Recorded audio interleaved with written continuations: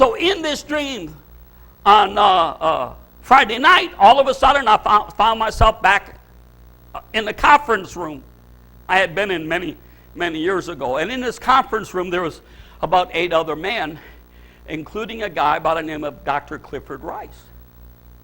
And they had come to me many years ago, and they saw the gift of faith in me, the apostolic call, and they actually came to me, and I was at that time not ordained by anybody, and they wanted to ordain me. Not only that, but they wanted me as a young 27, 28-year-old man, they wanted me to be on their board. And they pursued me in the beginning. I said, no, I'm okay, I'm all right. No, we want to ordain you, Mike. And Dr. Clifford Rice himself flew out, and then he flew me out to Kennewick, Washington, and I went into this meeting, and they put me on their board. Now, in this dream, I'm in this board meeting. It's like the very first board meeting. And we're all excited about Jesus. We're all talking about God. We're all talking about the future. And we've got 800 ministers under our wings.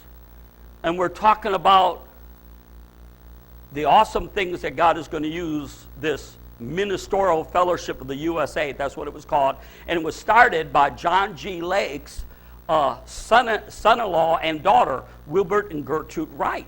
And actually, they were going to offer me the reins to oversee the whole kit and caboodle because Dr. Clifford Rice fell into sin. He's going to be with Jesus now. He repented. And then all of a sudden, it really got scary, and the Lord told me, if you take the position, it'll destroy you. So as a 30-year-old, and they were flying me all over the place. I could name some very well-known speakers they were having me to preach with, and I was gonna be up there. And the Lord told me, He said, it will destroy you. Pride will get in your heart. You already think you're something when you're nothing.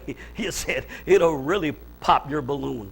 So I ran. I sent him a letter of resignation, And years later, Dr. Bill Holman came to me and said, Mike, why did you resign? We were going to make you president over the Ministerial Fellowship of the USA. I said, I know. I said, the Lord told me you were. That's why I quit, and that's why I ran. God told me it would have destroyed me. So there was other guys in this organization. They were all manipulating for power, and eventually somebody that I warned Dr. Clifford Rice about, I saw him. I knew by the spirit of discernment. I said, that guy is a wolf. I never met the guy.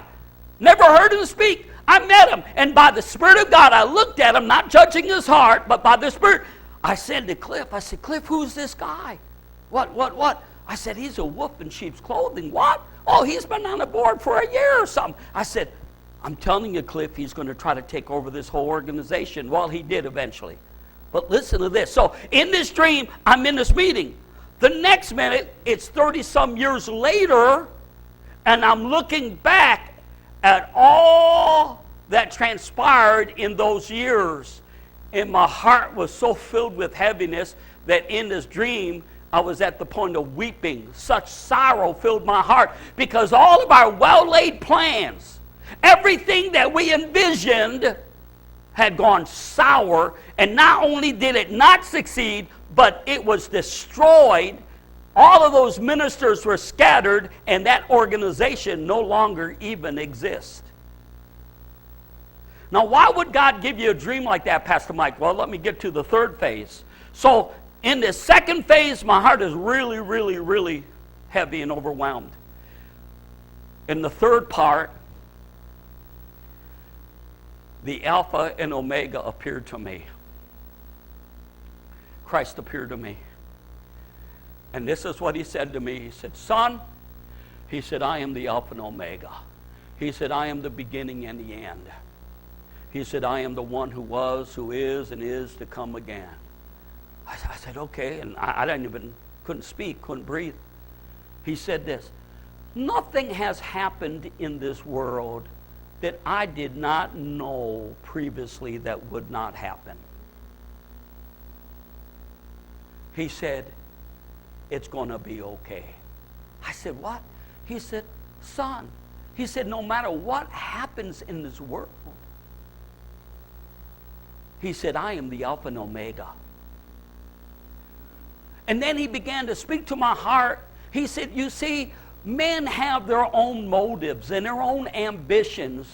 and they have their own plans well laid out. He said, but they will all come to naught. He said, all of their gigantic ministries. He said, all of their awesome buildings will come to naught. He said, because it's only found in me. He said, if what people are involved in is not under my direct control or leadership, it will come to naught. And he says, it doesn't move me. See, I was moved by 800 ministers. We're going somewhere. We're doing something. We're going to touch the world. And the whole thing falls apart. Because God, I'm not saying God wasn't in us man. God was not in the plan.